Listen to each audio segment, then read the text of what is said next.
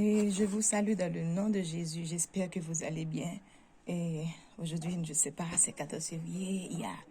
Et ça dépend du pays. Il y a tellement de choses qui sont en train de se passer dans les familles, les cadeaux qu'on est en train de donner. Et donc, je prends de ce temps pour vous parler de l'amour, pour manifester l'amour par l'intercession.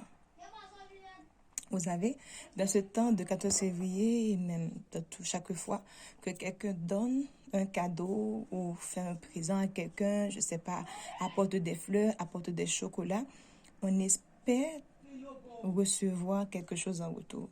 Même un merci, au minimum.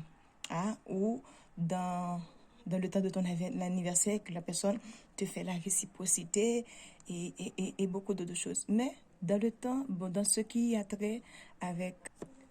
Mais quand il s'agit de l'intercession, cela se fait dans le secret, n'est-ce pas? Donc, la Bible dit, quand tu pries, rentre dans le lieu secret, ferme la porte, et ton Père qui est dans le lieu secret te le rendra. Quand tu es en train d'intercéder pour une personne, une famille, qui que ce soit, et la personne n'a pas l'autorité, la personne n'a pas la possibilité de te voir, il ne sait pas vraiment si tu es en train de prier pour lui, donc il ne sait pas comment te dire merci. Et tu ne peux pas espérer. Je me rappelle un temps que j'étais en train de prier pour un groupe de personnes et une groupe de personnes, c'était quelques de personnes qui sont un peu très proches de moi. Et je priais pour ces personnes, vous savez, et le Seigneur, des fois, te met à cœur et te donne et son fardeau. Et tu es en train de prier pour la personne puisque tu exerces cela. Et dans l'amour, donc, le Seigneur te permet de savoir, ok, telle personne est en train de passer par telle situation et tu pries, tu cries, tu demandes la miséricorde, tu supplies, tu fais tout. Et tu entends que tous ces groupes de personnes, la plupart d'eux, se sont réunis quelque part et tu étais le sujet de laquelle ils parlaient et ce n'était pas tellement positif de ce qu'ils parlaient de toi. Et quand tu apprends cela, tu dis waouh. Moi, sincèrement, je me suis posé la question, je dis Seigneur, c'est pour ces personnes-là que tu me réveillais à 1h du matin, à 2h, à 3h. Donc, tu n'as pas de temps, donc je peux aller terminer de prier, me reposer. Et tu montres quelque chose, donc je dois me lever au moment et commencer à intercéder. Et ces personnes ne savent pas. Et tu n'as pas à les dire. Et je dis, Seigneur, mais tu étais là quand il était dans le palais. Pourquoi tu n'as pas fait quelque chose, tu vois? On a tendance à réagir, à réagir comme Élie, que le feu tombe sur eux. Mais il ne l'a pas fait. Et tu penses que, bon, ok, comme maintenant tu sais, ça veut dire que la prochaine fois, donc tu ne vas pas, non, tu vas prier pour d'autres personnes qui ont dans nécessité, mais pour ces personnes-là, non.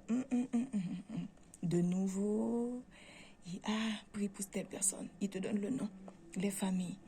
Et oh Seigneur, mais c'est quoi ça? C'est quoi ça? Ces personnes. Encore. Comment ça se fait? Je vais te montrer la voie par excellence. C'est pas toujours facile. Mais l'intercession te permet,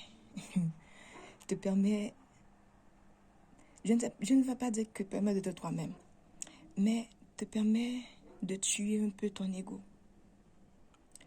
Tu ne vas pas recevoir merci de leur part. Et deux, peut-être que ces personnes sont en train de te critiquer, de te malmener, de faire des complots vers toi. Et tu ne peux pas réagir. Pas comme tu veux. Parce que tu sais que le Seigneur va toujours te pousser à prier pour eux. Et des fois, tu pries pour eux. Tu demandes pardon pour ton cœur.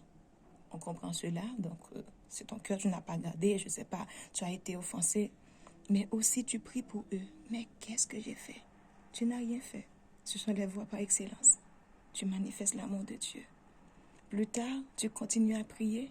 Ces mêmes choses peuvent se passer. Mais tu ne réagis plus de la même façon. Tu sais pourquoi? Parce que Christ maintenant est en train de former en toi. Le Seigneur est en train de te donner son cœur. Tu commences à avoir le cœur de Jésus. Tu commences à avoir la pensée de Jésus. Ton amour commence à se purifier. Tu n'aimes pas les personnes parce que tu espères recevoir quelque chose, mais tu les aimes de l'amour de Dieu. Donc tu trouves des excuses pour eux. Donc tu les pardonnes. Donc tu les tolères. Tu ne cherches pas tes propres intérêts pour dire que le feu tombe sur eux la prochaine fois. Tu te tais, même quand tu sais, tu peux parler, tu sais que tu peux déclarer.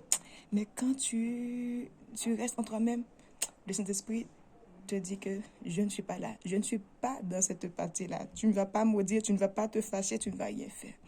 Donc je prie que Dieu t'accorde la grâce de manifester ces gens d'amour.